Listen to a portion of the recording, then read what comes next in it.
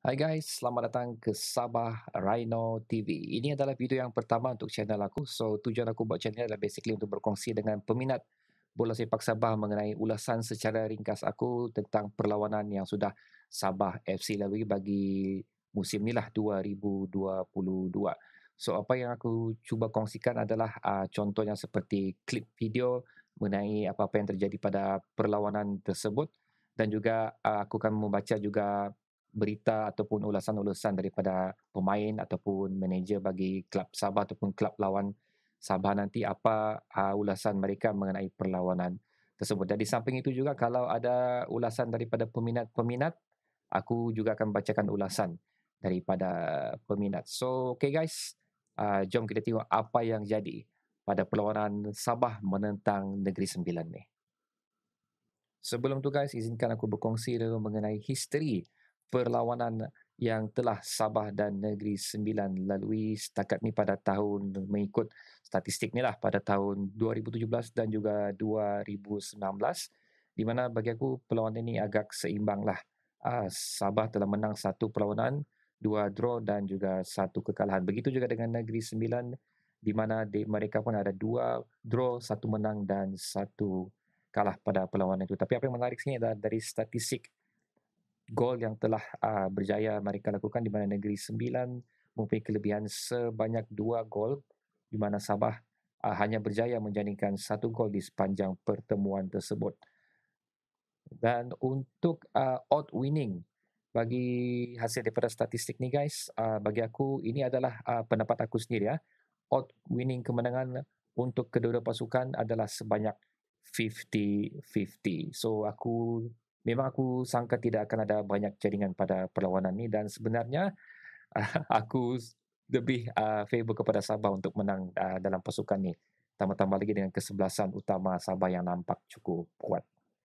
Dan mengenai perlawanan Sabah dan Negeri Sembilan guys, ini adalah statistik untuk separuh masa pertama di mana kalau kita tengok dari ball position percentage dia lebih kepada pasukan Sabah sebanyak 65% kalau kita tengok dari segi percubaan yang dilakukan kepada gawang Negeri Sembilan adalah sebanyak 5 percubaan di mana 5 daripada percubaan itu 3 tepat menuju ke gawang gol dan satu corner kick. Dan apa yang mengecewakan daripada perlawanan ini adalah di mana Sabah berjaya mendapat penalti pada minit ke-50. Maafkan saya, pada minit 45.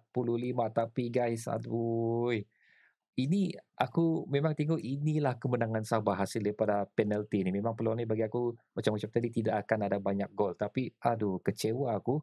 Neto Pessoa tidak berjaya menjaringkan gol tu guys. Aduh, memang kalau kamu tengok preview tu pun memang dengarlah suara-suara penonton Sabah kecewa. Apapun guys, jom kita tengok apa yang berlaku, aksi-aksi yang dilakukan oleh pemain Sabah dan juga Negeri Sembilan untuk separuh masa pertama. Cari Sadil, bagaimana? Sadil Ramdhani kepada Rizal Ghazali, cantik bikin crossing ke tengah daripada Rizal Ghazali mencari Portesu. Antaran, siapa berada di situ bahaya bagi pasukan Sabah. Seperti yang saya katakan, tentunya Harold Neto flick kepada Sadil, cantik. Sadil bagaimana? Mencari larian rakan kepada Badrul Batiar, mungkin peluang bagi pasukan Sabah FC. Badrul Batiar tinggi sepakan itu. Mencari Neto Pessoa di hadapan, mungkinkah berjaya di hadapan? Bola dijatuhkan, penalti. Pengadil memberikan sepakan penalti. Shihan Azmi dikatakan mengasari Neto Pessoa. Menantikan Neto untuk membuat langkah. Neto Pessoa diselamatkan oleh Shihan Azmi. Cantik, pengadil meniupkan whistle. Sepakan penalti daripada Neto Pessoa diselamatkan oleh Shihan Azmi. Itu dia guys. Not bad juga percubaan-percubaan yang sudah Sabah lakukan pada perlawanan tersebut. Dan kalau kita tengok memang dari segi ball position Sabah memang nampak mengawal perlawanan tu memang cantik. Diorang punya serangan kalau kita tengok diorang lebih kepada membuat percubaan daripada sayap pasukan Sabah itu daripada kanan dan juga kiri dengan beberapa hantaran lintang. Tapi ada juga beberapa percubaan dari tengah sebenarnya. Tapi yang paling mengecewakan sebenarnya adalah pada minit 45 ke hujung, minit-minit hujung separuh masa pertama Sabah mendapat penalti. So di mana penjaga gol Negeri Sembilan mengasari pemain Sabah lah. Dan Neto Pessoa guys, Neto Pessoa diberi percaya untuk mengambil sepakan penalti tersebut. Bagi aku mungkin um, dia gugup lah. Okey, pasal ini adalah match pertama untuk dia dan dia adalah pemain baru Sabah, yang pemain import Sabah baru yang baru dibeli daripada Sabah lah. So macam dia tengah mencari rhythm aku rasa. So di situ melidkan dia untuk macam ada gugup sikit lah sewaktu mengambil penalti tu. So memang mengecewakan dan aku memang agak sudah itu adalah gol kemenangan, the only goal kemenangan Sabah pada perlawanan ni. Tapi unfortunately nasib tidak menyertai Sabah lah. So guys, jom kita tengok pula apa yang terjadi pada separuh masa kedua.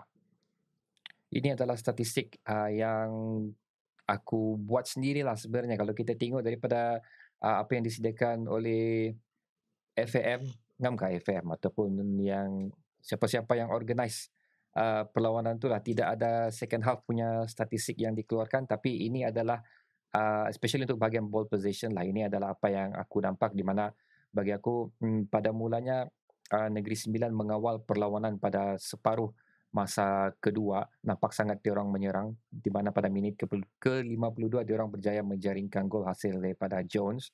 Itu pun not bad gol tu sebenarnya, memang cantik rembatan Jones tu.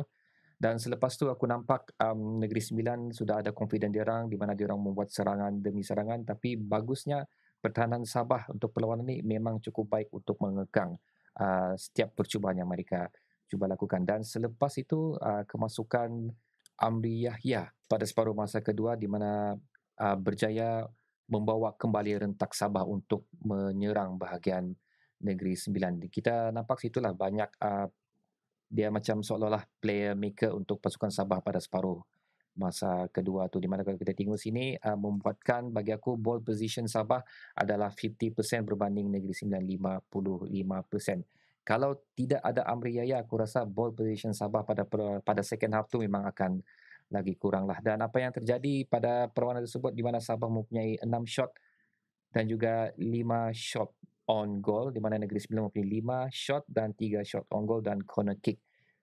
Masing-masing mempunyai 3 corner kick lah pada perlawanan tersebut. So jom kita tengok apa yang terjadi pada perlawanan separuh masa kedua.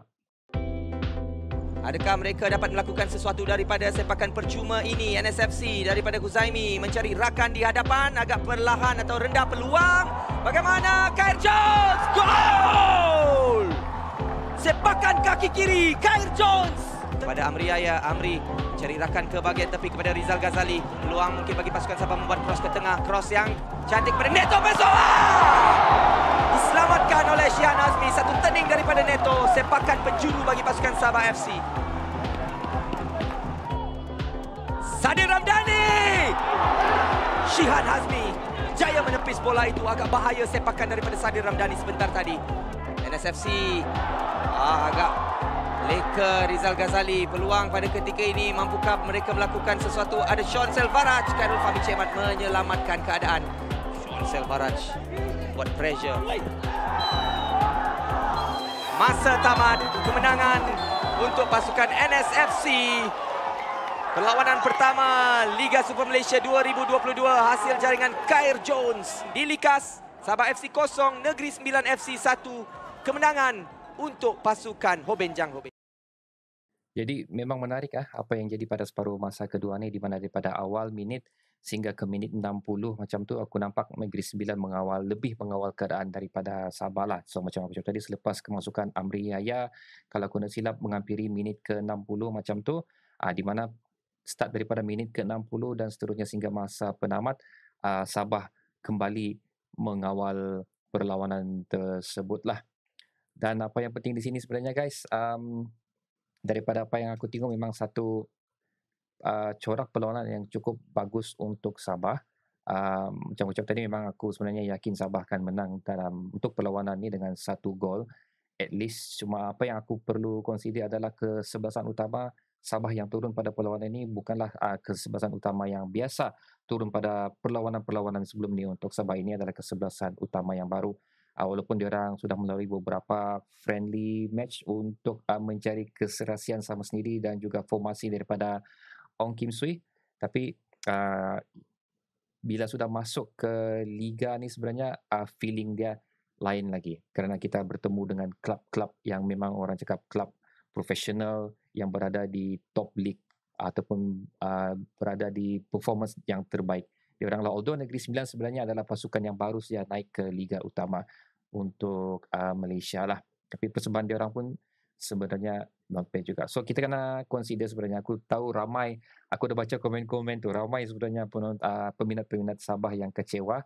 Aku pun salah seorang daripadanya jugalah, cukup kecewa juga. Tapi bagi aku, kita bagi masa untuk pasukan Sabah, kita bagi masa untuk pemain-pemain Sabah dan kita bagi masa juga untuk Ong Kim Swee. So apa yang kamu nampak di sini guys adalah full-time statistik bagi perlawanan Sabah menentang Negeri Sembilan di mana ball position lebih kepada Sabah sebanyak 10% saja beza dia, dan begitu juga dengan shot dan juga shot on goal. So memang terbuktilah 60% tu memang milik Sabah. So ya, sebelum aku akhiri aku punya video ni, aku mau share dengan kamu mengenai ulasan daripada Datuk Ong Kim Swee selepas perlawanan ni. So ini adalah artikel yang aku dapat daripada Sabah FC punya official Facebook, di mana petikan itu ada menyatakan ni apa yang Datuk Ong Kim Swee cakaplah, kita tidak memanfaatkan peluang yang ada di mana kita mengawal banyak situasi dan peluang-peluang yang ada. Kita tidak sempurnakan termasuk sepakan penalti. Ada satu lagi sini yang pasal kekecewaan tu lah. Saya tahu ramai yang kecewa dengan sepakan penalti beliau, tapi bagi saya kita perlu memberi beliau lebih kurang 1 atau 2, 3 perlawanan lagi untuk membuktikan. Saya percaya beliau mampu menjadi penjaring untuk pasukan kita. So itu apa yang aku cakap pasal kita punya Pessoa tu lah. Aku sebut Pedro Neto ke tadi? Sorry, Pessoa, penyerang kita daripada Brazil ni.